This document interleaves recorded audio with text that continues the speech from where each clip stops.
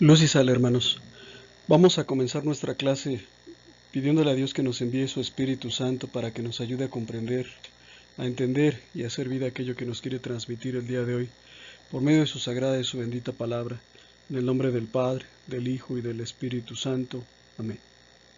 El día de hoy vamos a ver un tema muy importante, el tema número 7, que se titula Solo una es la verdadera iglesia. Hace unos 100 años, en la mayor parte de los países de América Latina, una lección como esta no hubiera tenido ningún sentido.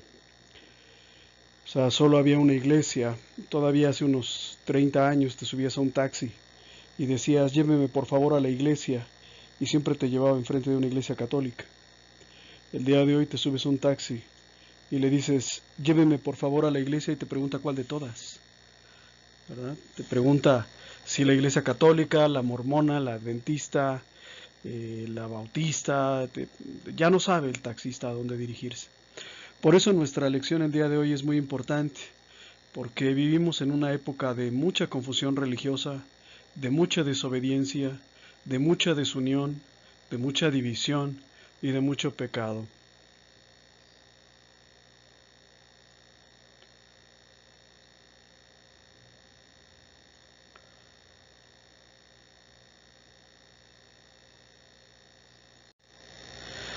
Un detalle: actualmente hay aproximadamente unas 30,000 iglesias cristianas. Se funda una casi cada 2 semanas, quiero decir una iglesia nueva, no solamente un nuevo templo que se abre, sino una estructura eclesial nueva, con su propio cuerpo de pastores, de ministros, con su propia teología, con su propia doctrina. Y bueno, pues estamos en un ambiente de división bastante fuerte.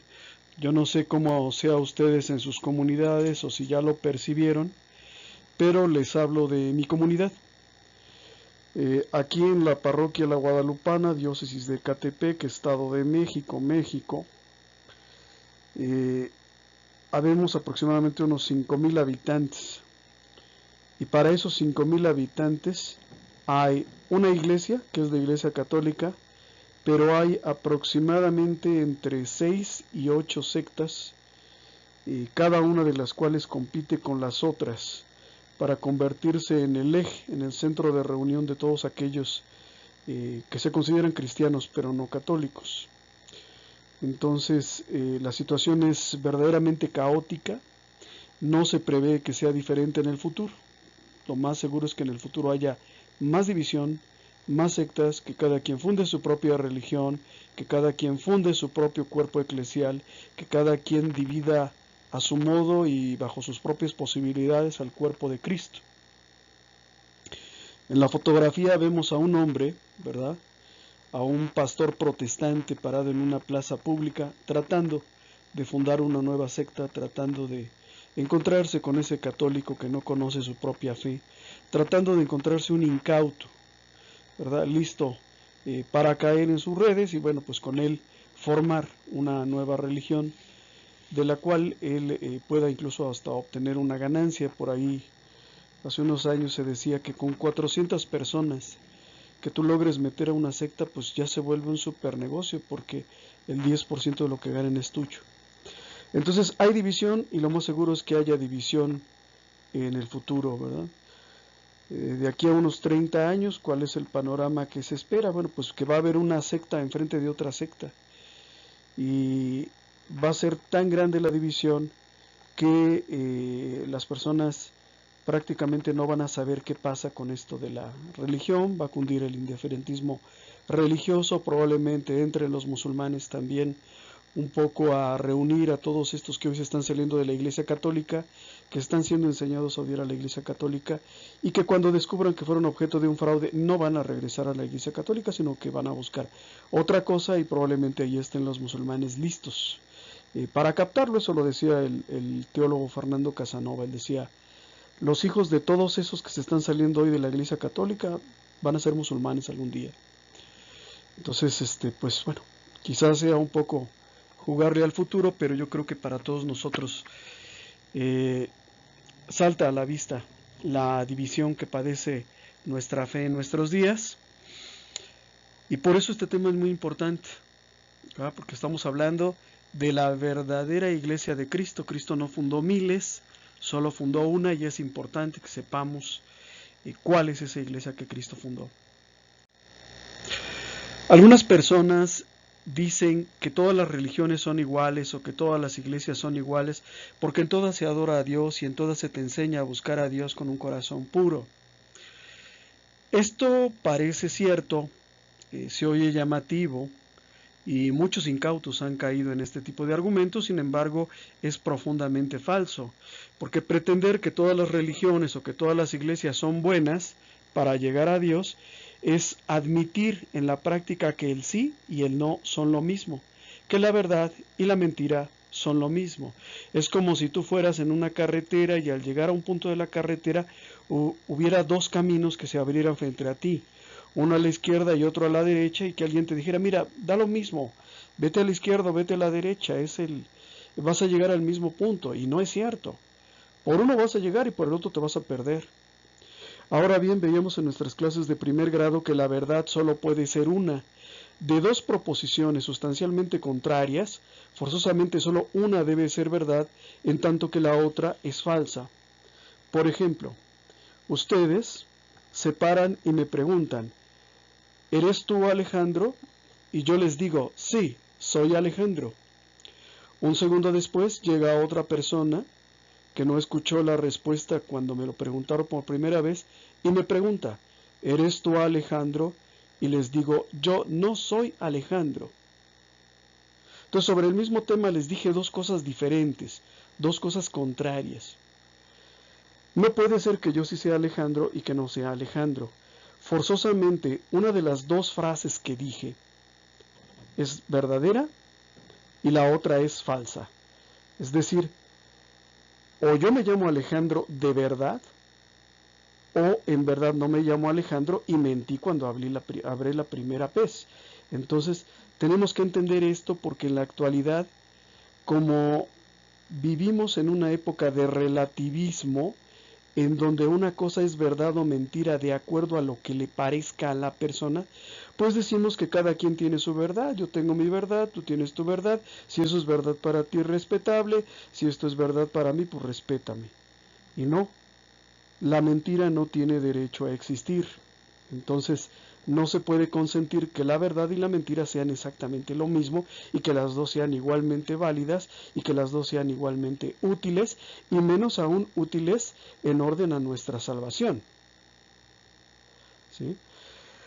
Además, hemos entendido a lo largo de todas las clases de primer grado y lo que llevamos de segundo grado, que todo aquello que no es verdadero no es bueno. Una cosa no puede ser falsa y ser buena. La mentira es esencialmente mala. La mentira es un pecado.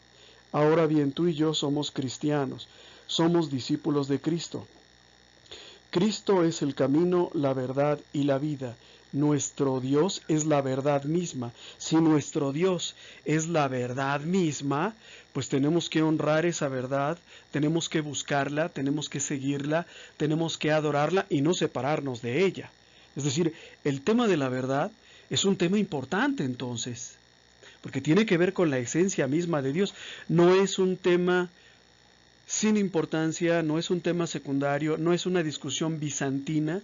Bizantina quiere decir sin importancia, sino que es algo verdaderamente importante porque nuestro Dios es la verdad misma y somos discípulos de Cristo, que es el camino, la verdad, subrayo verdad, y la vida. Por lo tanto, el cristiano siempre debe amar, buscar y defender la verdad. Fue siguiendo a la verdad, fue amando la verdad que muchos de nosotros llegamos a la Iglesia Católica. Si ustedes observan o leen o tienen acceso a internet y buscan testimonios de personas que se hayan convertido al catolicismo, se van a dar cuenta de que eran personas que tenían una cualidad. ¿Y cuál era esa cualidad? Que buscaron y amaron la verdad. Hoy estaba escuchando una conferencia de Fernando Casanova que hablaba del caso de un pastor protestante que después de haber amasado fortunas y de haber sido muy rico, cuando él descubre que la Iglesia Católica es la verdadera Iglesia de Cristo, la que Cristo fundó, y decide que él ama a Cristo y que va a amar también a esa iglesia, pues acaba vendiendo papas fritas en un restaurante de comida rápida, ¿no? Es decir, después de haber sido un hombre muy rico, ese amor tuvo un costo y el que ama sufre, ¿sí? Y muchos de los que descubren la verdad tienen que sufrir después por esa verdad, ¿no? Entonces, el tema de la verdad no es un tema sin importancia como nos han hecho creer en esta época de relativismo moral, pero también relativismo en cuanto al tema de la verdad. Si se está en convicción o en la convicción de gozar de la verdadera religión, de poseer en ella toda la verdad sin mezcla una de error, sería absurdo ver como buena a una religión que es diferente. Es decir, si nosotros hemos llegado a la conclusión de que la verdadera religión, la que te sana, la que te salva y la que te libera, es la religión cristiana, y que esa religión cristiana solo puede ser fielmente aprendida, firmemente practicada y firmemente conocida en la Iglesia Católica, pues sería un absurdo decir que es lo mismo ser católico que ser protestante, ¿verdad? Es como aquel científico que hace una ecuación con la finalidad de lanzar una nave al espacio y que después de hacer todos sus cálculos y de haber trabajado mucho dijera, bueno, pero lo mismo da, o sea, pónganle 1 litro de combustible o pónganle 1200 litros de combustible, va a llegar al mismo lugar. Pues no es cierto, ¿sí? Si nosotros ya conocimos la verdad, entonces la tenemos que abrazar. Y la verdadera religión es aquella que pone al hombre en relación con Dios, pero con Dios entendido de una manera clara y de una manera conforme a la verdad. Decía una vez Fernando Casanova, ¿el protestante conoce a Cristo en una iglesia protestante? Sí, sí lo conoce, solo que es un conocimiento imperfecto, un conocimiento parcial de la fe. No es toda la verdad, sino solo la parte, ¿verdad?, que le han enseñado y que le han dicho que es verdad. Regularmente solo les enseñan Salmo 115 y Éxodo 24, pero no les han enseñado más que eso. Entonces, es un Cristo, pero no es el Cristo verdadero, no es el Cristo completo. Y la verdadera religión es la que nos pone en relación con el verdadero y único Dios, con una relación plena, no parcial, no limitada.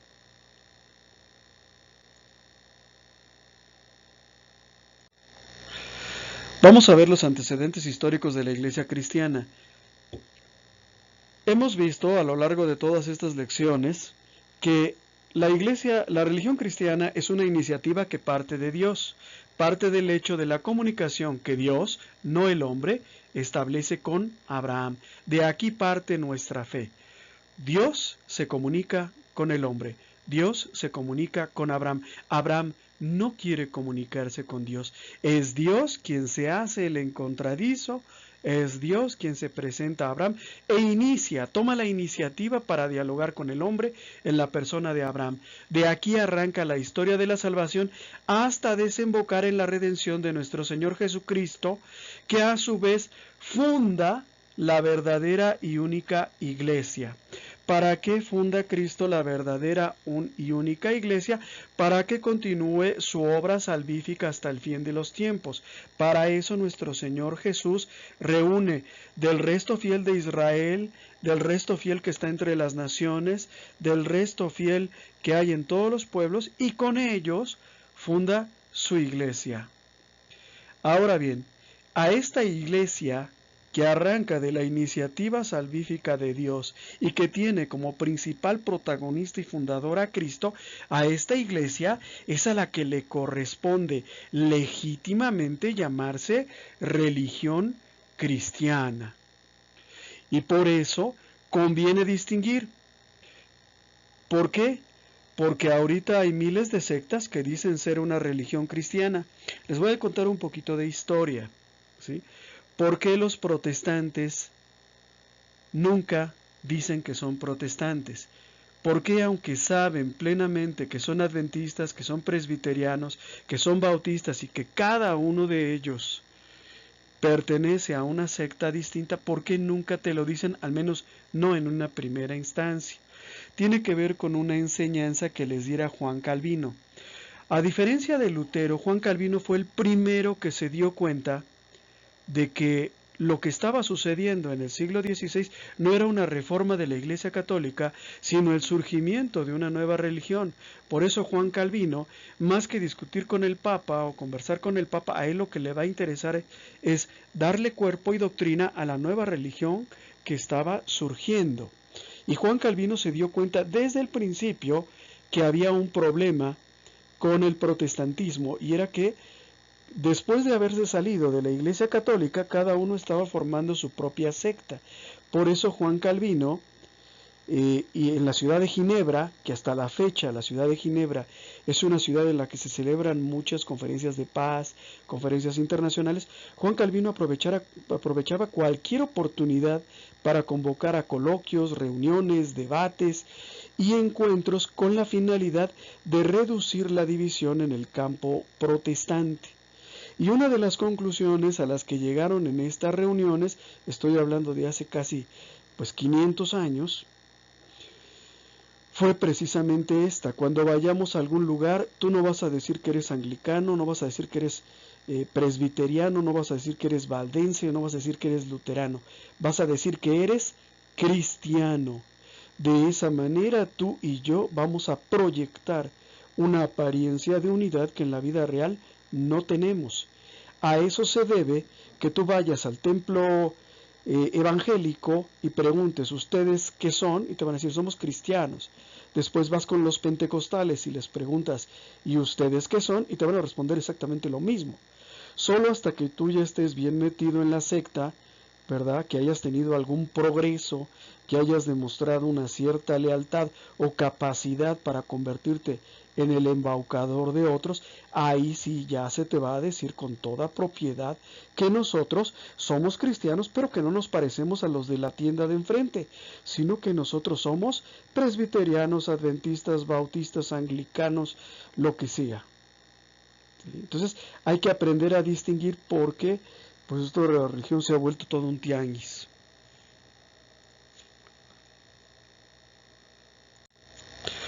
Jesucristo no fundó varias iglesias. Jesucristo solo fundó una iglesia. Mateo 16:18. Tú eres Pedro y sobre esta piedra edificaré mi iglesia. Entonces, la realidad es que Cristo solo fundó una iglesia, a la que compara con un único rebaño y con un único pastor. ¿Quién es el pastor? Cristo. Cristo siempre expresó su deseo de que ingresaran a la iglesia que fundó todos los pueblos de la tierra. Juan 10:16 nos dice, tengo además otras ovejas que no son de este corral, de esta iglesia, y a las que debo también conducir. Ellas oirán mi voz, y así habrá un solo rebaño y un solo pastor.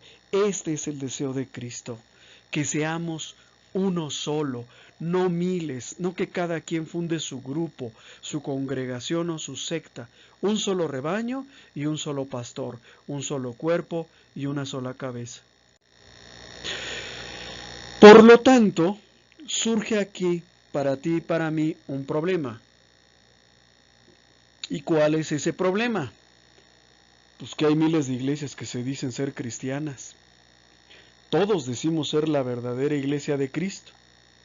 Sin embargo, solo una es la verdadera iglesia. Entonces, aquí está el problema. ¿Cómo sabes cuál de todas? ¿Cómo estás seguro de que tú estás verdaderamente en la iglesia de Cristo? Hay tres grupos grandes que se consideran a sí mismos la verdadera iglesia de Cristo. Estamos nosotros, la iglesia católica, a la que también se le denomina romana porque su cabeza visible es el obispo de Roma. Existe también la iglesia católica la iglesia ortodoxa, que se separó de la iglesia católica en 1054. No es una iglesia en sí, sino varias iglesias nacionales. Está la iglesia ortodoxa rusa y la iglesia ortodoxa griega, ¿verdad? Y hay otros grupos más pequeños, pero serían, digamos, los dos grupos más grandes. Y está también la llamada iglesia protestante, que en un principio pues eran solamente unos cuantos grupos, los luteranos, es decir, los que se salieron de la iglesia católica con Lutero, los calvinistas, los que siguieron a Juan Calvino, y la anglicana, los que siguieron al rey Enrique VIII cuando se separó de la iglesia católica para poderse casar con una prostituta de nombre Ana Bolena. Ahora bien, estas tres congregaciones históricas, que lo que se le llama el protestantismo histórico o las iglesias protestantes históricas, han estallado en miles de sectas que continúan subdividiéndose hasta el día de hoy. Hasta el más zopenco que leyó la Biblia y ni siquiera la entendió, pues ya quiere fundar su propia religión y su propia iglesia protestante. ¿Ok? Pero digamos serían estos los tres grandes grupos.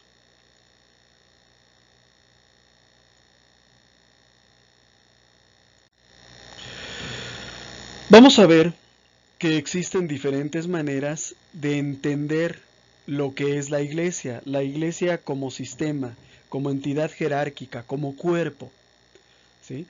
Hay tres sistemas para entender la iglesia entre los ortodoxos y los protestantes.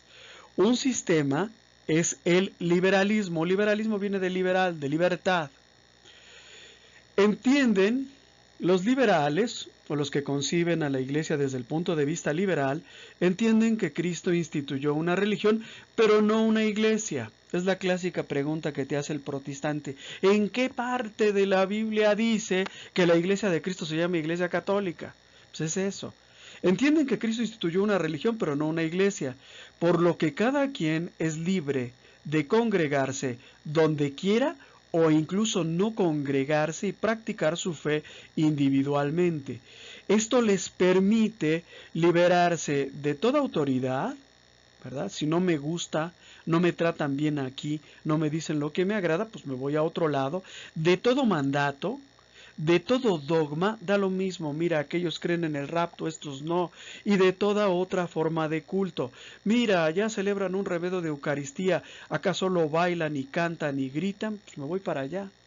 ¿Se entiende? Son liberales, creen que Cristo instituyó una religión, pero no una iglesia. ¿Ok? Otra forma de entender a la iglesia es el institucionalismo. Sobre todo esto rige para los ortodoxos. Este sistema acepta una autoridad, es decir, creen que debe de existir una autoridad dentro de la iglesia, pero unos practican el cesarismo. ¿Qué es el cesarismo?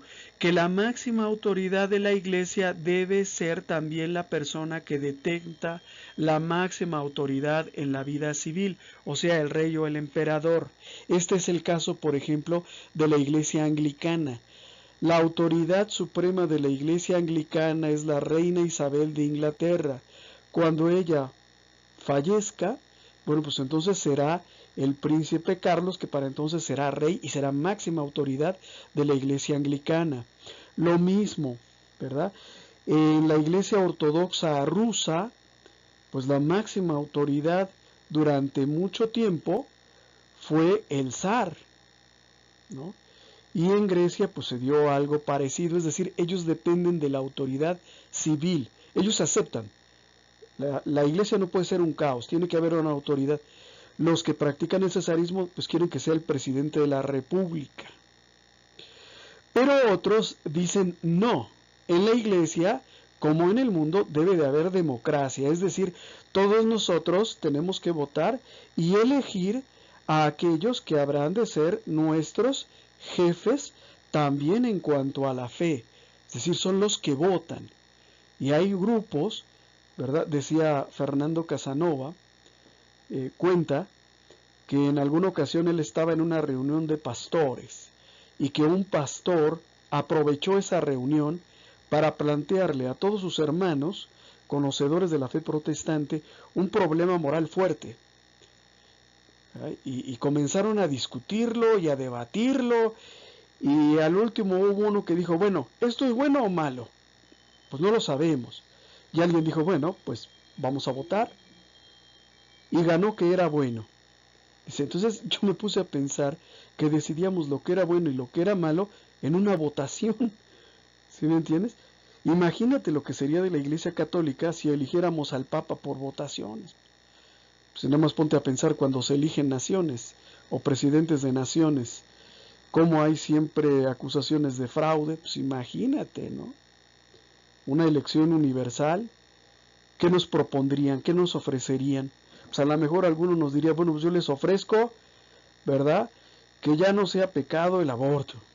Y el otro día, bueno, yo les ofrezco que ahora voy a casar a los que vivan en adulterio. Entonces sería un caos, ¿no? Además de que más adelante vamos a ver que Jesús no fue democrático, ¿eh? Jesús llamó a los que él quiso. Y en alguna parte de la Biblia Jesús les dice a sus discípulos, ustedes no me eligieron a mí, no hay democracia, yo los elegí a ustedes. Y una tercera forma de entender a la Iglesia como sistema es el jerarquismo. Estos son los que aceptan que Jesucristo dio potestad, pero solo a los apóstoles. Y creen que Pedro, el apóstol Pedro, recibió un primado que fue solo honorífico, ¿verdad?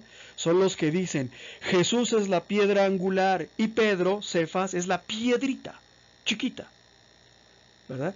Es decir, que Pedro recibió un primado tan solo honorífico, por lo que todos los obispos son iguales en autoridad por derecho divino, sin que exista una autoridad universal. Son los que creen que solo existen iglesias nacionales, ¿verdad? Y aquí volvemos nuevamente al protestantismo. Ha habido, por ejemplo, en el caso de México, que la mayor parte de nuestros gobernantes han sido masones, con breves excepciones. Pues siempre ha habido ese intento de fundar una iglesia mexicana. Eso fue la luz del mundo, fue un intento de la masonería por fundar una iglesia de cuño protestante, específicamente mexicana. Hay otros ensayos como la Nueva Jerusalén, que igual uno ve la mano de la masonería, fundar una iglesia mexicana, ¿verdad? Ya sea gobernada por mexicanos o, ¿verdad?, gobernada por las autoridades o por la propia masonería, como es el caso de la luz del mundo.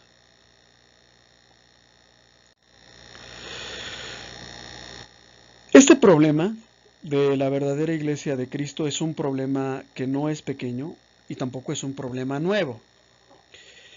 Hacia el siglo IV, en el concilio de Nicea, que fue cuando se decidió o se estructuraron los artículos de la oración que hoy llamamos el credo, se planteó ese problema, porque si cada quien funda su propia iglesia, ¿cómo saber cuál es la verdadera iglesia? Y en aquella ocasión, estoy hablando del siglo IV, la conclusión a la que llegaron los obispos reunidos fue la siguiente: la verdadera iglesia tiene 4 notas. ¿Por qué notas? ¿Por qué no características? ¿Por qué no cualidades? Ah, bueno, los que sepan de enología, es decir, los que sepan un poco de la industria vitivinícola, sabrán que un catador distingue si un vino es auténtico o es una falsificación burda de acuerdo con las notas. Y solo un experto puede llegar a saber si este vino es una auténtica champaña o no lo es. Sí, es toda una especialidad. En aquella ocasión se decidió que la verdadera iglesia católica o la verdadera iglesia de Cristo tiene 4 notas. Algunos dicen que 5, pero en el concilio de Nicea se decidió que 4. La iglesia católica, la iglesia de Cristo es una. Solo puede ser una. Esto expresa la forma de ser de la iglesia. Es santa. Esto expresa el modo de ser de la iglesia. ¿Cómo es? Católica. ¿Qué quiere decir la palabra católica? Universal. Expresa la extensión de la iglesia. Hombres, mujeres, niños. cultos, incultos, bonitos, feos, gordos, flacos, altos, chaparros, todos pueden entrar a la iglesia de Cristo. Apostólica. Determina la edad de la iglesia, es decir, desde cuándo se fundó, y la base de la autoridad en la que descansa. Nuestra iglesia católica es apostólica también, porque hunde sus raíces en la fe que Jesús transmitió a sus apóstoles y porque, investigando históricamente, se puede demostrar que la iglesia católica ya existía desde el siglo I, es decir, desde los tiempos apostólicos. Esto ya es objeto del estudio de otras ciencias, principalmente la historia y la arqueología. Por eso siempre les recomiendo que lean un buen libro de historia de la Iglesia Católica. Siempre recomiendo Daniel Robs, Historia de la Iglesia.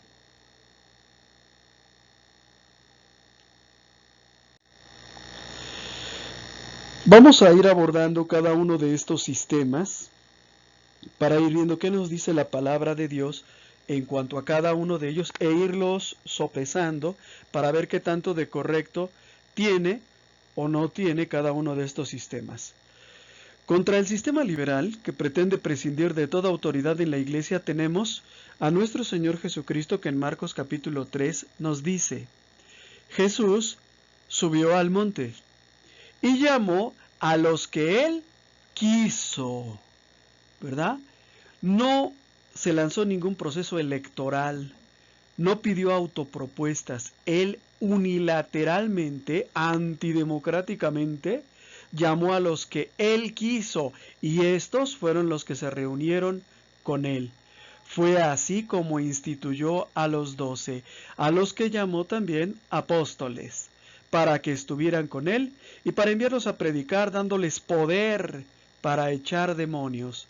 Estos son los 12.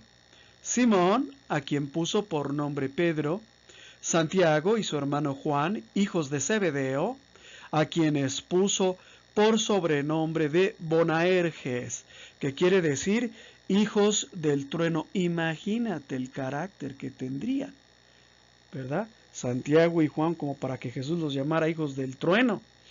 Andrés, hermano de Simón, Felipe, Bartolomé, Mateo, el publicano, el recolector de impuestos, el tranza, Tomás, el que no creía, Santiago, el hijo de Alfeo, Tadeo, Simón, el cananeo, y Judas Iscariote, el mismo que después lo traicionó. Todos ellos eran hombres como tú y como yo, llenos de defectos, y sin embargo Jesús los llamó. ¿Y por qué los llamó? Porque Él quiso, dice Marcos 3. En Mateo 16, 18, 19, leemos una conversación o una frase que Jesús le dice a Pedro. Y ahora yo te digo, tú eres Pedro, o sea, piedra, y sobre esta piedra edificaré mi iglesia. Habla en singular, una sola iglesia, y los poderes de la muerte jamás la podrán vencer. En otras traducciones dice, y las puertas del infierno no prevalecerán contra ella, que es lo mismo dicho con otras palabras. Yo te daré, le dice a Pedro, no a todos los presentes, yo te daré las llaves del reino de los cielos. Lo que ates tú en la tierra quedará atado en el cielo, y lo que desates tú en la tierra quedará desatado en el cielo.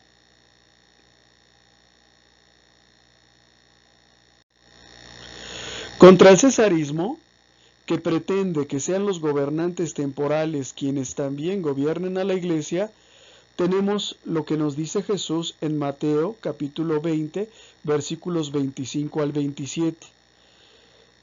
Aquí vemos cómo Jesús hace una separación muy clara y muy estricta entre la forma como se ejerce la autoridad en el mundo y la forma como se ejerce dentro de la iglesia.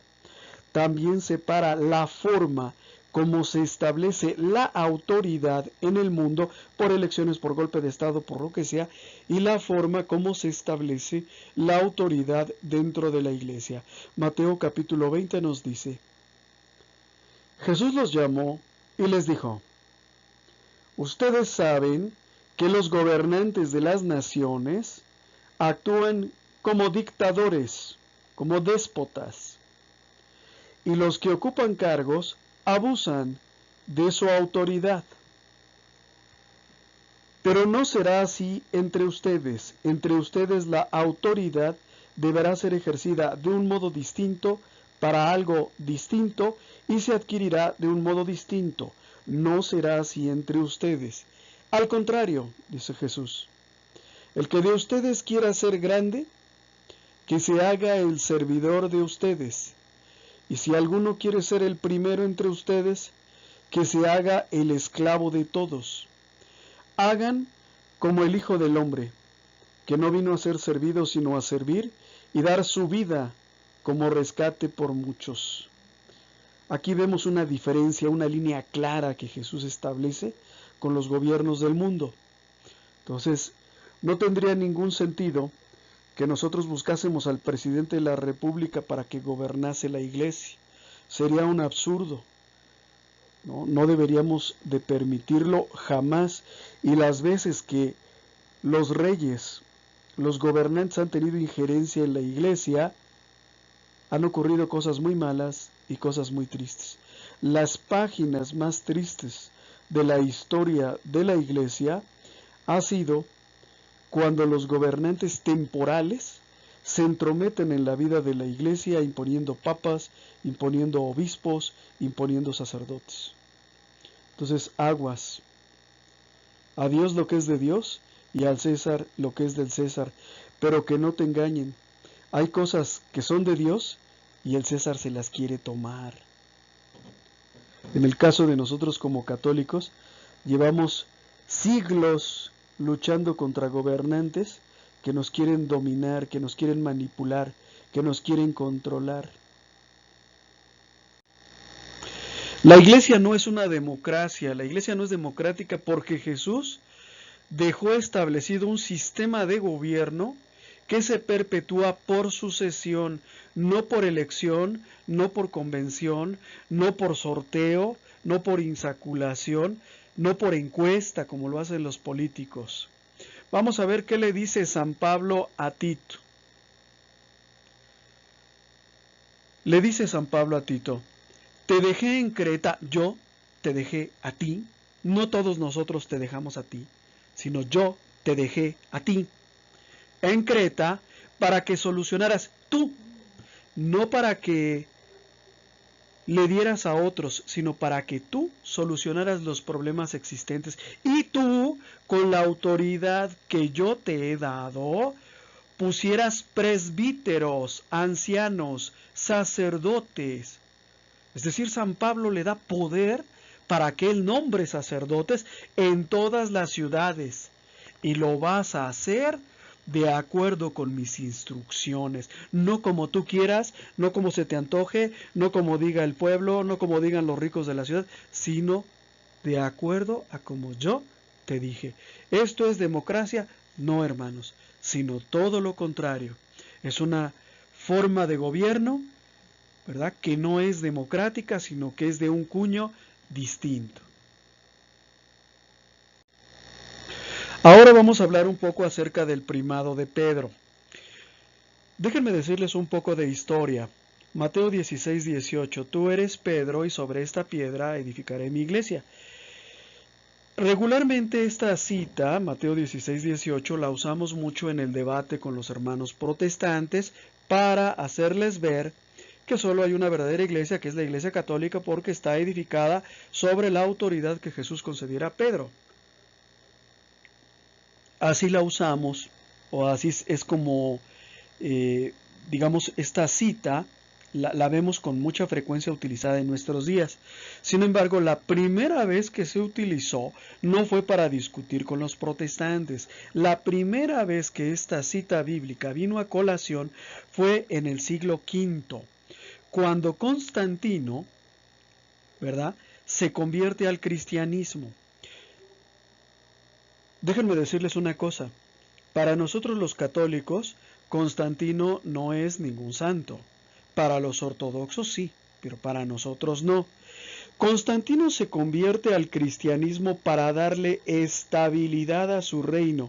Él se da cuenta de que el cristianismo está creciendo, de que al cristianismo le pertenece el futuro y bueno, pues decide subirse a la cresta de la ola y se convierte al cristianismo, pero antes que eso, pues primero concede paz a la iglesia con el edicto de Milán en el año 320, más o menos.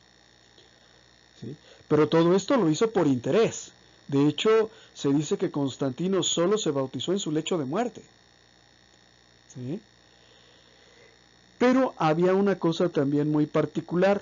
En el sistema religioso romano, el emperador, al mismo tiempo que emperador, era máxima autoridad de la religión. Es decir, al emperador de Roma le tocaba ser el organizador de la religión romana, de ser el sumo sacerdote de Roma. Y Constantino quería ejercer, y los sucesores de Constantino también lo querían ejercer, esa potestad dentro de la Iglesia Católica, y esto creó una discusión en el siglo V. ¿Quién manda dentro de la Iglesia de Cristo? Algunos decían, mira, el emperador es el dueño de todo el universo conocido. Él tiene el poder, él tiene las armas, él tiene los ejércitos, él tiene los tesoros. ¿Quién mejor que él para gobernar a la iglesia? Entonces tenemos que Constantino quería controlar a la iglesia y ser la máxima autoridad de la iglesia, porque así funcionaban las cosas en Roma, en el sistema religioso romano. Pero hubo otros que dijeron, no, eso no puede ser así. El rey, el emperador, por muy poderoso que quiera o que pueda llegar a ser, o por muy respetable que pueda ser, no es más que un laico como cualquier otro y se tiene que sujetar a las autoridades de la iglesia, que en este caso recae en el sucesor de Pedro. Entonces hubo una discusión muy fuerte, tan fuerte que Constantino va a decidir trasladar su capital de Roma a Constantinopla, y junto con esto va a crear una división en la iglesia y en el imperio, porque va a haber una parte de la iglesia que se va a ir detrás de Constantino, siguiéndolo como máximo jefe de la iglesia. Estos son los elementos que posteriormente van a constituir a las iglesias ortodoxas, y su capital, Constantinopla, es la ciudad de Estambul, ¿verdad? Que en algún tiempo se llamó también Bizancio. Hay una catedral muy bonita que ahora es un templo musulmán, que es la Basílica de Santa Sofía. Para los musulmanes no hay santos, ¿no? Para ellos es la mezquita de Santa Sofía. Muy bonita a propósito, muy hermosa. Entonces, ahí fue la primera vez que se discutió el tema del primado de Pedro. O sea, ¿quién manda a la iglesia? ¿El que tiene toda la lana, el que tiene el poder, el que tiene los soldados, el que tiene las armas, o el sucesor de Pedro, que no tiene armas, no tiene dinero, no tiene nada, vive pobremente? Entonces, ¿quién manda? ¿Quién gobierna la iglesia? Así poco a poco se fue formando la iglesia latina, que era libre del dominio del emperador, y la iglesia ortodoxa, que siempre estuvo sujeta al dominio del emperador, y cuando ya no tuvieron emperador, pues ya no pudieron subsistir. Entonces vamos a hablar acerca del primado de Pedro. Vamos a ver cuál es el sustento bíblico del primado de Pedro. En Juan capítulo 20, Jesús, leemos lo siguiente: Pedro y el otro discípulo salieron y fueron al sepulcro. Es decir, Jesús acaba de resucitar. Pedro y otro discípulo, posiblemente el mismo Juan, recordemos que era el más joven de los discípulos, Pedro y el otro discípulo salieron y fueron al sepulcro. Corrían los dos juntos, pero el otro discípulo, o sea Juan, que era más joven, corrió más rápidamente que Pedro y llegó antes. Asomándose al sepulcro, fíjense bien, no entró. Asomándose al sepulcro desde la puerta, vio las vendas en el suelo, aunque no entró. Después llegó Simón Pedro, ya viejito, ¿verdad?, que lo seguía, y entró al sepulcro. Vio las vendas en el suelo. Este hecho de que Juan llegue primero pero no entre, implícitamente está reconociendo la autoridad de Simón Pedro. Por supuesto no lo dice, pero el gesto indica que reconoce esa autoridad. ¿Sí? No entra primero, no va primero. En mi trabajo, que todavía se utilizan muchos esos usos y costumbres, por ejemplo, antes que el jefe nadie puede comer. Solo cuando el jefe diga, adelante, pasen por favor, sírvanse, ahora sí. ¿Sí me entiende? Porque es un reconocimiento de autoridad. En Hechos capítulo 1, versículo 15, leemos, uno de esos días, Pedro, y aquí está otra vez Pedro, se puso de pie en medio de los hermanos. Estaban todos los hermanos, pero solo uno se puso de pie. Los que estaban reunidos eran alrededor de 120 personas. Estaban los discípulos, pero estaban los apóstoles, pero también estaban los discípulos. Eran 120. Este hecho de ponerse de pie en medio de ellos, no a la orilla, no al fondo, no al lado, no hasta atrás, ¿verdad? Observen cómo, no sé, en los salones de clases, ¿verdad? Los más burritos siempre hasta atrás. Sino Pedro en medio de ellos, como una señal de autoridad, tomó la palabra el primero. ¿Sí? No era de que estaban hablando y Pedro también dijo, sino que todos estaban callados. Es una señal de autoridad, una autoridad implícitamente reconocida por los apóstoles y por los discípulos. En Hechos capítulo 2, versículo 14, leemos, entonces Pedro, poniéndose de pie con los 11, recordemos que para este momento Judas ya se había ahorcado y había sido elegido un sustituto para Judas. Entonces, Pedro, que estaba con los 11, no estaba solito, poniéndose de pie con los 11, levantó la voz y dijo, solo él levantó la voz. Él habla a nombre de los otros. Y dijo, hombres de Judea y todos los que habitan en Jerusalén, presten atención porque voy a explicarles lo que ha sucedido. ¿Qué es este levantarse, ponerse de pie y levantar la voz y hablar a nombre de los otros? O sea, ¿por qué no dijo, aquí mis hermanos presentes les van a explicar? Aquí mis hermanos presentes les van a decir lo que pasó. Sino que yo les voy a explicar a nombre de estos 11 que están aquí conmigo. En Hechos, capítulo 5, leemos un incidente, desafortunadamente un incidente triste, pero que también nos hace ver la autoridad de Pedro. Un hombre llamado Ananías y su esposa Zafira se ponen de acuerdo. Se dice que las congregaciones, las comunidades cristianas eran algo tan hermoso que las personas querían hacerse cristianas y lo que hacían era vender sus propiedades y luego colocar el producto de la venta a los pies de los apóstoles, ¿verdad? Para que fuese repartido entre los hermanos. Bueno, un hombre llamado Ananías, supongo que era un hombre rico, ¿verdad? Junto con su mujer Zafira vendió una propiedad. Para tener una propiedad quiere decir que tenía. Y de acuerdo con ella, es decir, entre los dos se confabularon, se guardó una parte del dinero y puso el resto a disposición de los apóstoles. De todos los apóstoles, no, sino de uno, de Pedro. A ver, ¿por qué no buscó a Juan? ¿Por qué no buscó a Mateo? Estoy seguro que Mateo era mejor administrador, era contador en la época. Pedro le dijo, Ananías, ¿por qué dejaste que Satanás se apoderara de ti hasta el punto de engañar al Espíritu Santo, guardándote una parte del dinero del campo? Aquí vemos que Ananías pone el dinero a los pies de los apóstoles en la persona de Pedro, no de todos ellos reunidos en colegio apostólico. No se lo manda con un mensajero, ni siquiera con su esposa, sino que lo pone, ¿verdad?, a los pies, ni más ni menos que de Pedro. ¿Y qué es eso sino el reconocimiento de la autoridad? En 1 Corintios capítulo 9 leemos que hay una discusión entre los apóstoles y los discípulos.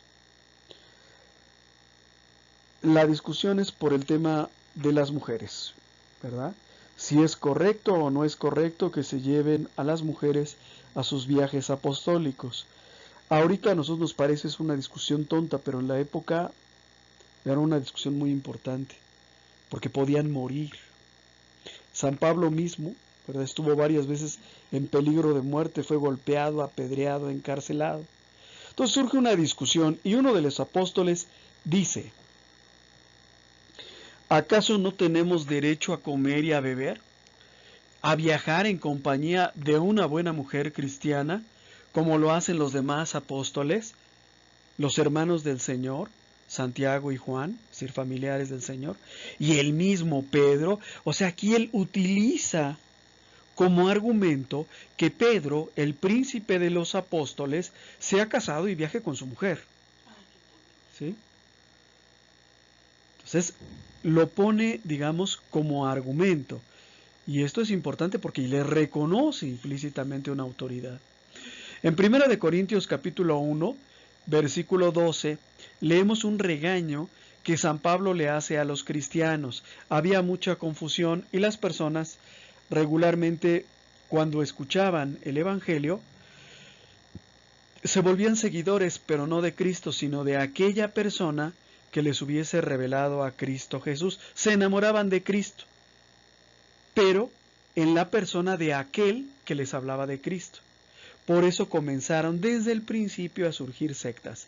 San Pablo los regaña y les dice: ¿cómo que cada uno afirma yo soy de Pablo, yo de Apolo, yo de Cefas, yo de Cristo? Pues ¿qué es eso?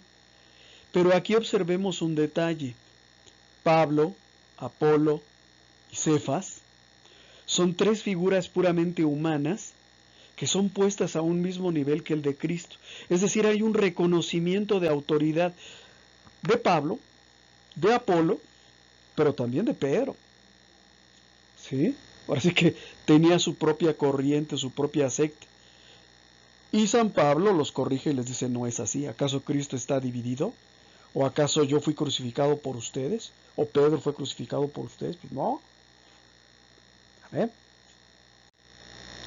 En Gálatas capítulo 2 leemos que San Pablo nos dice lo siguiente: al contrario, aceptaron que me había sido confiado el anuncio del Evangelio a los paganos, así como fue confiado a Pedro el anuncio a los judíos. Recordemos que Jesús, después de su resurrección, le pide, no después de su resurrección, antes de su crucifixión, platicando con Pedro, cuando le dice que él lo va a traicionar, le dice: y tú, cuando hayas vuelto, confirma a tus hermanos. En este esquema, San Pablo se coloca a sí mismo como el evangelizador de los gentiles, o sea, nosotros, mientras que Pedro se coloca como el responsable de la evangelización de los judíos, de los israelitas. Porque él constituyó a Pedro apóstol de los judíos, me hizo también a mí apóstol de los paganos. Por eso, Santiago, Pedro y Juan, los tres que estuvieron presentes en la transfiguración del Señor, considerados como columnas de la iglesia, ¿quiénes? Santiago, Pedro y Juan, reconociendo el don que me había sido acordado, nos estrecharon la mano a mí y a Bernabé en señal de comunión, para que nosotros nos encargáramos de los paganos, y ellos, ¿quiénes ellos? Santiago, Pedro y Juan, ¿verdad?, de los judíos. Es decir, que Pablo se siente autorizado para predicar el evangelio entre los paganos, porque tres personas, tres apóstoles de Jesús, Santiago, Pedro y Juan, en quienes él reconoce una autoridad indudable, se lo permitieron en el momento en que le estrecharon la mano y lo enviaron. ¿Sí? Y Pedro mismo va a decir lo siguiente. Fíjense el lenguaje lleno de autoridad que utiliza Pedro en su primera carta.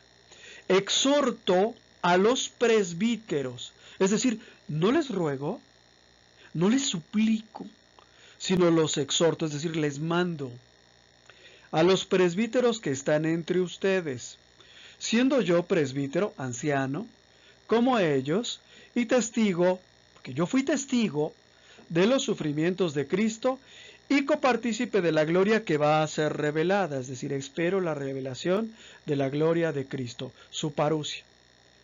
Los exhorto, les ordeno, apacienten el rebaño de Dios que les ha sido confiado. Velen por él, no forzada sino espontáneamente como lo quiere Dios, no por un interés mezquino, sino con abnegación.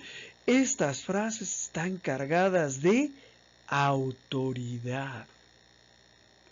No dice, yo les sugiero que apacienten el rebaño, que velen por él, ¿verdad? Y que no sean mezquinos. No, yo los exhorto, yo les ordeno, yo les mando. Yo les mando. ¿Sí? Esto es la autoridad de Pedro. La autoridad de Pedro tiene un fundamento bíblico. Esto quizás nosotros no lo habíamos percibido así, pero tiene un fundamento bíblico. O sea, no es nada más que haya sido sucesor o que el Papa sea sucesor de Pedro, sino que Pedro realmente tenía una autoridad. No se la abrogó él, se la dio Cristo. Y se la reconocían los otros discípulos y apóstoles. De todo lo anterior se desprende, de todo lo que hemos dicho hasta aquí, se desprende que el hombre tiene que encontrar la religión verdadera, aquella que realmente agrada a Dios, por cuanto Él, o sea, Dios, se ocupó de darle normas acerca de cómo debería ser su culto. En el Antiguo Testamento, la verdadera religión, el judaísmo, tiene un culto, y ese culto no es el que se le antoje a Moisés o el que se le antoje a David, sino que es Dios quien instituye a los sacerdotes y les dice a través de Moisés cómo es que se debe de celebrar el culto, y les dice cómo deben de ser los holocaustos, qué animalitos se pueden utilizar como holocaustos, qué no se pueden utilizar, cómo se debe vestir el sacerdote, etc. Aquella religión, la verdadera, es aquella que posea el libro como depósito sagrado legítimamente otorgado por Dios. O sea, solo la religión que posee el libro como depósito sagrado. ¿Cuál libro? La Biblia, ¿verdad? Como depósito sagrado legítimamente otorgado por Dios. Pregunta, ¿qué fue primero, la iglesia o la Biblia? Pues la iglesia. La Biblia, tal y como la conocemos, solo existe desde el siglo IV. La Iglesia Católica predicó a Jesús durante 400 años sin Biblia. ¿Qué existía antes que la Biblia? El Antiguo Testamento en la versión de los 70 o Septuaginta, y una serie de escritos que flotaban por todos lados de diferentes autores, ¿verdad? Muchos de los cuales pasaron a formar parte de la Biblia y otros no pasaron a formar parte de la Biblia. ¿Quién lo decidió? La Iglesia Católica en el Concilio de Hipona 393 y luego en el Concilio de Cartago en el año 400.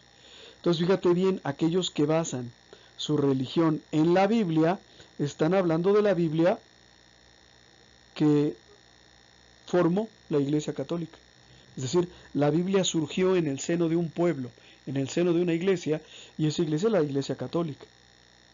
Entonces, los protestantes tienen una Biblia de 66 libros. ¿Por qué?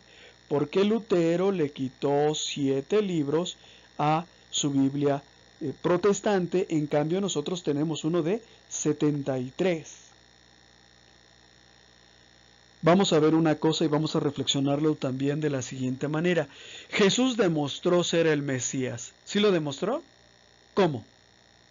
Pues por medio de su resurrección. Jesús demostró ser el Mesías, el esperado de las naciones. Y por lo tanto, Jesús tenía la capacidad de fundar una iglesia. O sea, Jesús podía porque Él era el Mesías y lo demostró. Entonces Él podía fundar una iglesia que a su vez también tendría la capacidad y un mandato legítimo para reunir a los hombres y conducirlos por el camino de la salvación. O sea, si Jesús tenía legitimidad, la iglesia también tiene legitimidad. Jesucristo solo fundó una iglesia y debemos tener la seguridad de pertenecer a ella porque no es un tema menor. En ello se va nuestra salvación. Tú, católico, ¿estás en la iglesia de Cristo? Sí, pero demuéstramelo. Porque alguien te va a preguntar algún día, pero demuéstramelo. Házmelo ver. ¿Sí? Házmelo ver. Entonces tenemos que tener esa seguridad y esa alegría. Observen ustedes, por ejemplo, en las personas que se salen de la Iglesia Católica y se meten a una secta, cómo están radiantes, felices, alegres. Ya pertenezco a la luz del mundo, la religión que fundó el hermano Aarón en 1919-20. ¿Verdad? Estoy feliz, estoy feliz. Pertenezco a una secta mugrienta y pinchurrienta, pero estoy feliz. En cambio nosotros que pertenecemos a la iglesia que Cristo fundó, a la iglesia de los santos y de los mártires de los primeros siglos, no estamos contentos de pertenecer a ella, hasta como que nos da pena. ¿Eres católico? Sí, pero creyente, no practicante. Y hasta nos da como que pena y decimos, soy católico, pero en voz baja, que nadie se entere, por favor. Al contrario, hermanos, con alegría, no hay nada de qué apenarse, ni de qué avergonzarse. Dios nos conoce y sabe que somos pecadores, pero Dios nos ama y Dios se mantiene siempre cuidando a su iglesia.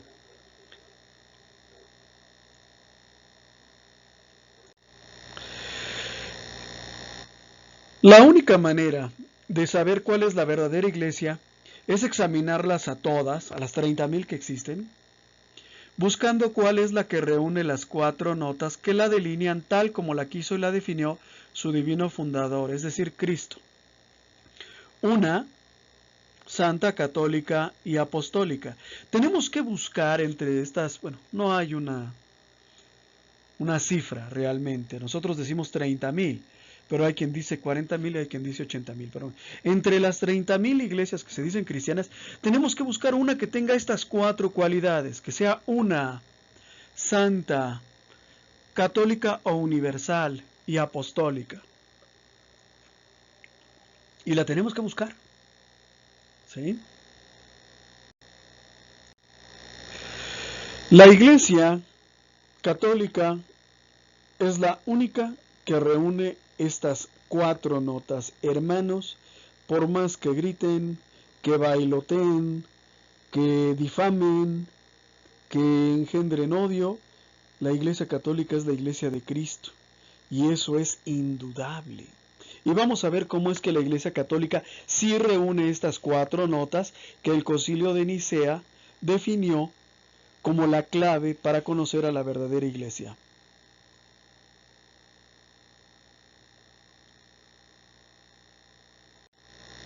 La iglesia católica es una por cuanto todos sus miembros, unidos íntimamente con Cristo, formando un solo cuerpo místico, tienen una sola fe, un solo culto y un solo gobierno. Hermanos, tenemos una sola fe. ¿En qué se basa esa fe? En la Biblia, interpretada por el magisterio de la iglesia.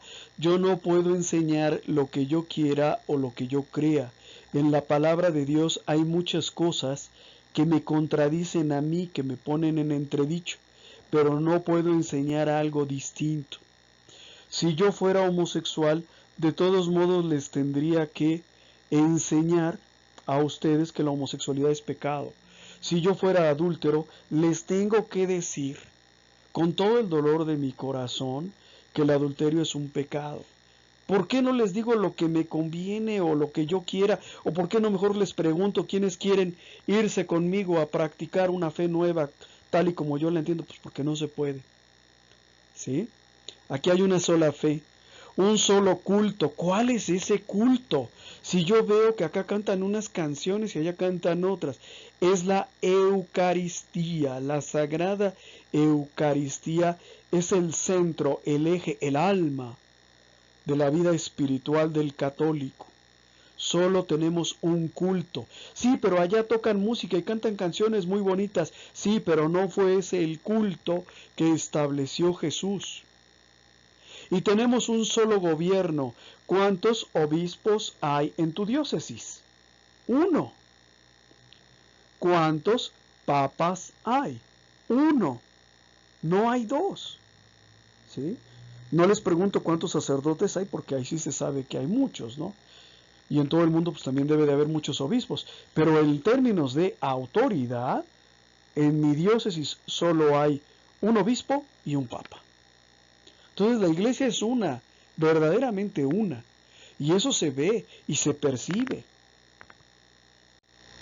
La iglesia es santa. ¿Por qué decimos que la iglesia es santa si frecuentemente vemos que los católicos pecamos, caemos, nos levantamos, volvemos a pecar y siempre estamos así? Bueno, la iglesia es santa porque su divino fundador es la santidad misma, Cristo, porque su fin es la santificación de los hombres y porque sus frutos a través de los siglos han sido innumerables hombres y mujeres santos que la Iglesia nos propone como modelos a imitar.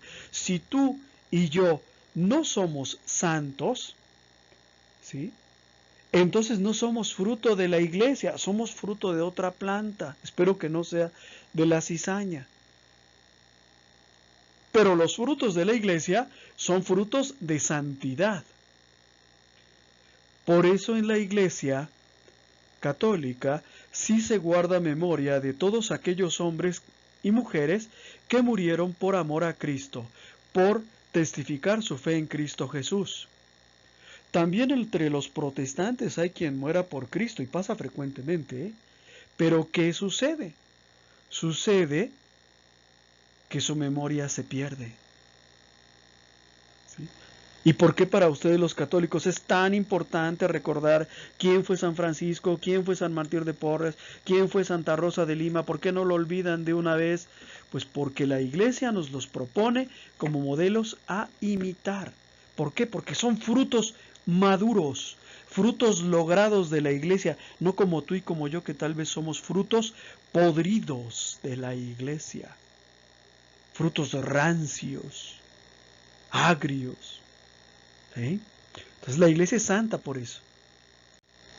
La iglesia es católica o universal, porque es la misma sobre toda la faz de la tierra, porque alberga en su seno a hombres de los pueblos todos de la tierra, sin distinción de razas, y porque todos sus miembros, donde quiera que se encuentren, aún uno solo que sea, en el lugar más remoto del orbe, es decir, del mundo, permanecen unidos a la comunidad universal de ella, de manera que el bien que hacen la edifica, y el mal que pudieran cometer la aqueja toda ella. La iglesia es universal. Vean la hermosa fotografía que está ahí. Es un obispo, posiblemente el Papa, rodeado de sacerdotes, y vean qué hermosa fotografía. Tenemos sacerdotes con diferente color de piel. Esa es la universalidad de la iglesia. Tenemos algunos que tienen una cara de europeos, ¿verdad? Otros tienen cara de africanos, son gente de color. Otros más por ahí tienen una tonalidad de piel que más parecen latinoamericanos. Y vemos esa unidad de la iglesia, en donde estamos tú y yo, mestizos, unidos como hermanos, hermanados en la fe. La iglesia es universal, verdaderamente universal. Si todos ellos fueran rubios, yo te diría de católica no tiene nada, ¿verdad? O todos ellos fueran negros, yo te diría de católica no tiene nada. Pero tú lo puedes ver y lo puedes percibir. Es apostólica. ¿Por qué apostólica? Ya habíamos dicho que la Biblia solo existe desde el siglo IV. Por eso nuestra iglesia no es bíblica, es apostólica. Es apostólica porque la raíz de su fundación, el esfuerzo de su expansión, la autoridad que la gobierna y la estructura que la sustenta, tiene su origen en los 12 apóstoles que recibieron de Jesucristo mismo inicialmente los atributos necesarios para realizar su misión. Mas Pablo, apóstol también de Jesucristo, por cuanto en forma y época diferente, pero Pablo también es apóstol, recibió de él la misión y el ser testigo de su resurrección, por cuanto lo pudo contemplar resucitado. La iglesia es apostólica porque su autoridad, la autoridad de la que descansa, emana o es una prolongación de la autoridad aquella que los apóstoles recibieron de Cristo. Porque su historia arranca desde los tiempos apostólicos. Por eso es tan importante cuando los protestantes están embaucando al católico, convencerlo, y siempre tratan de engañarnos con esto, de que la Iglesia Católica fue fundada en el año 325 por Constantino. ¿Por qué? Porque si no dijeran eso, entonces tendrían que reconocer que la Iglesia es apostólica. ¿Sí? Entonces, muy importante en los charlatanes que predican el protestantismo, el andar diciendo que la Iglesia Católica se fundó en 325, que en realidad ahí lo que se hizo fue concederle paz a la Iglesia, y lo hizo Constantino por medio del Edicto de Milán. No es que ahí se haya fundado la Iglesia ya existía. Pablo le mandó carta a los romanos, es decir, ya había una comunidad de cristianos en Roma. ¿Sí? Entonces, nuestra Iglesia es apostólica, porque su autoridad arranca desde los apóstoles, pero también su fe.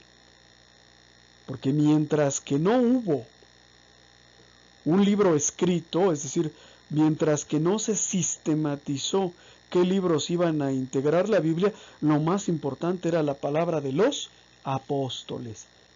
Y la fe se transmitía pues de manera oral prácticamente, con el apoyo de algunos textos, pero era prácticamente de manera oral. ¿Y cuál había sido el origen de esa fe aprendida y transmitida de boca en boca? Los apóstoles. Vamos a hablar ahora acerca de la sucesión apostólica. La sucesión apostólica se mantiene interrumpida en todos los obispos como sucesores de los apóstoles, como cabezas de las iglesias locales o particulares, conservando el vínculo de unidad con el romano pontífice, a quien le rinden sumisión y obediencia como pastor supremo de la Iglesia universal. La sucesión apostólica se mantiene interrumpida. Ustedes pueden consultar la lista de papas desde San Pedro hasta el día de hoy, pero no solamente eso, sino que varias diócesis, como la diócesis de Milán, como algunas diócesis en España, te pueden hablar desde su primer obispo, en el siglo IV, en el siglo III, en el siglo V, hasta el día de hoy.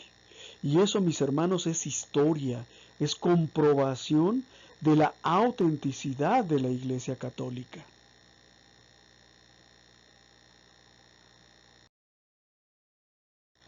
Vamos a hacer ahora una serie de reflexiones personales. ¿Sabes admirar a tu Iglesia Católica y hacerla admirar a otros? Nadie ama lo que no conoce. Si tú no conoces a tu Iglesia Católica, es lógico que no la vas a admirar, no la vas a amar. A mí, si ustedes me preguntan, cuando yo estudié el segundo grado de pastoral allá por 1996, ¿verdad? Si ustedes me hubieran dicho, a ver, escribe en una hoja las cosas buenas que tú sepas de la Iglesia Católica y escribe en otra hoja las cosas malas que tú sepas de la Iglesia Católica. Hermanos, les hubiera escrito 3 líneas de cosas buenas y 5 hojas de cosas malas. ¿Por qué? Porque yo también estuve sometido en las escuelas a la propaganda de la masonería que nos enseña a odiar a nuestra Santa Iglesia Católica. Iglesia que Cristo fundó. ¿Sí? Entonces, hay que amar a la Iglesia, hay que conocerla, hay que acercarse a ella para amarla y hacer que otros la amen. Yo la amo, yo la defiendo, Yo en internet, en las redes sociales, cuando escucho que alguien habla mal de esta dama, yo la defiendo. Yo defiendo a sus sacerdotes, yo defiendo su verdadera doctrina, porque una cosa que hacen mucho los embaucadores y los charlatanes es deformar las enseñanzas de la Iglesia para luego criticarlas. Entonces yo la defiendo. Pregunta número 2. ¿Sientes en lo profundo tu declaración, creo en la Iglesia Católica? O sea, ¿verdaderamente sí crees en la Iglesia Católica? ¿Sí crees que sea la verdadera Iglesia de Cristo? ¿Sí lo has experimentado? ¿Sí lo has comprobado? Yo ya lo comprobé, por eso te lo digo. Si no, no estaría perdiendo mi tiempo a estas horas. ¿Verdad? Me dedicaría a otra cosa. Pregunta número 3. ¿Es esta fe tuya tan grande como para convencer? O sea, ¿crees que verdaderamente el amor que tienes por la Iglesia te ayuda a convencer a otros o no podrías convencerte ni tú mismo, ¿no? Decía Fernando Casanova, hoy estuve escuchando una conferencia de Fernando Casanova en YouTube, Y él decía que cuando él hablaba y decía cosas malas de la Iglesia Católica, decía que había católicos que le respondían, yo no la elegí, mis papás me bautizaron en esa iglesia y me obligaron a pertenecer a ella. ¿Sí? Entonces, no, digamos, hay quien no está convencido y por eso no convence. Entonces hay que pensar en esto. Nos ponemos todos de pie y decimos todos juntos fuerte y claro, Señor, te agradezco haberme llamado a servirte dentro de la verdadera y única iglesia, a la que amaré y serviré. Muchas gracias, hermanos, y bueno, pues nos estaremos escuchando o viendo la próxima semana. Que Dios los bendiga, que tengan una muy buena clase. Estudien historia de la iglesia, estudien la vida de los santos, búsquense un librito, bueno, entren a internet si pueden y nútranse para que puedan nutrir ustedes a sus hermanos. Muchísimas gracias, que Dios los bendiga.